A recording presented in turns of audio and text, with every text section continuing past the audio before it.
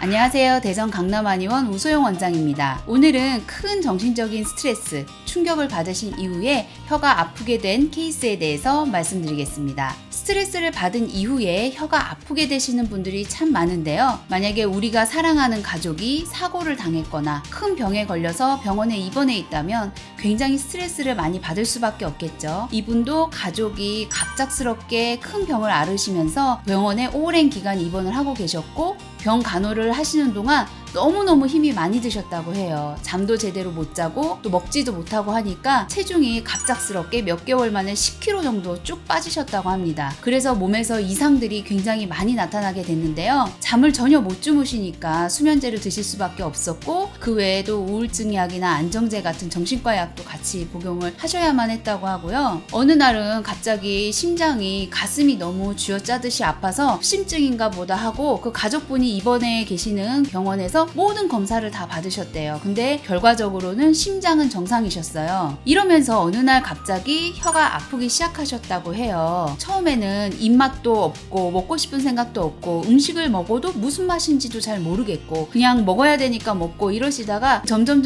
혀가 아파서 음식을 못 드시게 되시고 안 그래도 힘드신 상황이신데 하루 종일 혀가 화끈거리면서 아픈 이 증상 때문에 더 우울해지시고 더 힘들어지신 상황이 장기화되셔서 굉장히 힘드신 상황에 있으셨습니다. 자, 이 혀의 색깔, 백태의 색깔이 아니라 혀 자체의 색깔을 보면은 굉장히 묽은색이에요. 핏기가 없는 색이고 이런 혀는 혈허증에서 나타나는 혀입니다. 또 백태가 전체적으로 많이 덮여 있으시죠? 이 백태가 있다는 것은 기허증, 그러니까 기도 허하고 혈도 허한 증상, 기혈양허에 속하는 증상이시고요. 이미 2년 동안 굉장히 힘든 상황에 있으시면서 또 체중도 많이 빠지셨고 하니까 기력이 없는 그런 상황이 혀에 고스란히 드러나 있는 모습입니다. 또 혀를 3등분으로 나눴을 때 혀끝은 상초라고 해서 심장과 폐의 상태를 보고요. 중간은 중초라고 해서 위장의 영역이고요. 혀 뿌리 쪽은 하초이고 생식기나 비뇨기, 방광, 아랫배에 해당하는 부위입니다. 그런데 특히 혀 끝을 보면 굉장히 우둘두둘한 이빨 자국이 그대로 찍혀 있으시죠? 이렇게 혀에 이빨 자국이 찍혀 있는 모습을 치흔이라고 하는데요. 혀 끝에 치흔이 있으신 분들은 수면장애, 불면증이 있는 경우가 많고